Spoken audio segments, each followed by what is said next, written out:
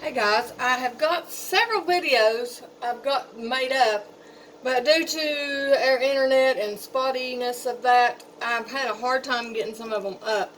But I'm still working on it. They're talking about getting fiber in our town, so I'm hoping that might benefit us where we're at too, but we'll see. Anyway, I want to go ahead and show you this. I'm kind of going to kill two birds with one stone. I want to show you a little bit about my kefir, and if you've watched any of my videos before, you know that I'm very much in love with my kefir. And now that I'm back to milking my goats again this season, I'll have all that much more stuff to do with it. But here I'm separating my kefir from my actual culture. And I've just got they say not to use metal sieves to do this. I know people that do, and they say it don't bother it. But anyway, I've got a plastic one. Apologize for the racket. And then there is my culture. I put that culture back in my jug, and I will be putting, let me slide this so you'll see what I'm doing here, and I'm putting milk back into it. This here is actually my goat's milk. I want you to look at this, guys. Look at this butter fat on these Nigerian dwarfs. That is like good stuff right there. Very good stuff. It's so sweet. But anyway, I'm pouring that into my culture, and I use this same jug for a little while, not all the time, but about once every 2 weeks or so, I'll change out my jug. And I put a copper filter on it and put it back together and let it set for 12 hours.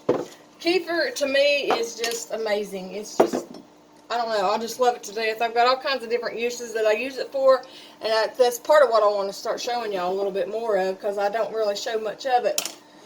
But anyway, I'm making some ranch today, and I'm using my kefir whey, or my kefir, not my whey, my kefir, to do this, and I wanted to show you how I do it. So here I have my kefir.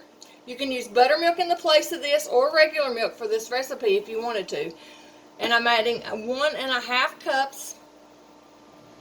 This is going to make a quart of ranch dressing is what I'm making. I'll put that in the refrigerator and use it for other recipes, my smoothies, just whatever I want to do with it. And I'm going to add that to 1.5 cups of mayonnaise.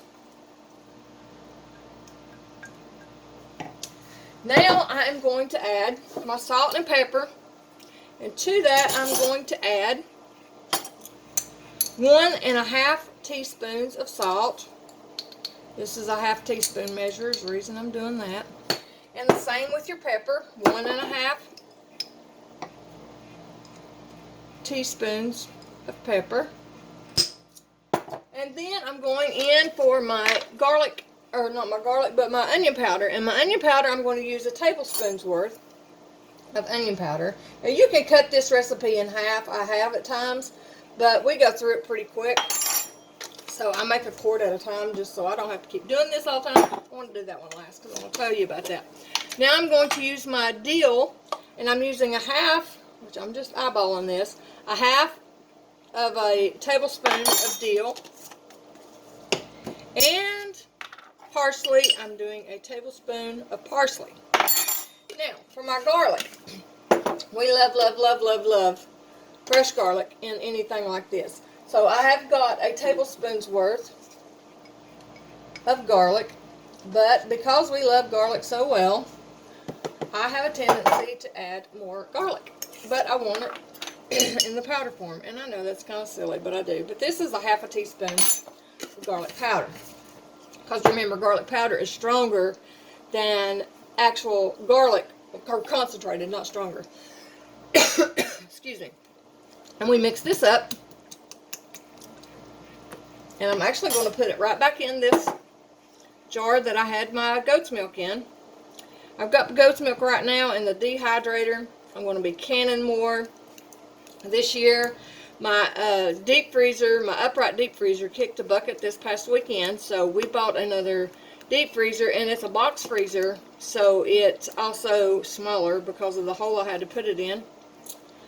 And so it just gave me that much more reason to start doing my milk different, because it's easy to throw it in the freezer, and that's usually what I do, which I have to have a little bit in the freezer to do my soap with, but I can do that overnight if I wanted to. So mix that up good. A whisk would be better. Pour it in my jar. And I'm going to put it in the fridge. I'll rake that out better here in a little bit just to show you though. And your ranch dressing. And it tastes amazing. And like I said, you could substitute the kefir for buttermilk or plain milk if you wanted to for this recipe. And you can make it your own. Add more garlic, less garlic. Taste it. See if you want more salt. Such and such. Just do your thing. Anyway, I'm going to do my dangest to try to get these videos out, guys, I've got for y'all. I've got foraging videos done. And they're done's the thing of it. And what's aggravating about it is I'll have it done and edited and ready to send out. And it seems like anything longer than 5 minutes has a hard time sending out for whatever reason. I don't know. I even went down to our local Dollar General and tried to do it too, which it did help, but it's not always convenient to do that. But anyway, I thank you guys. I bless you guys, and I will talk to you soon. See you later. Bye.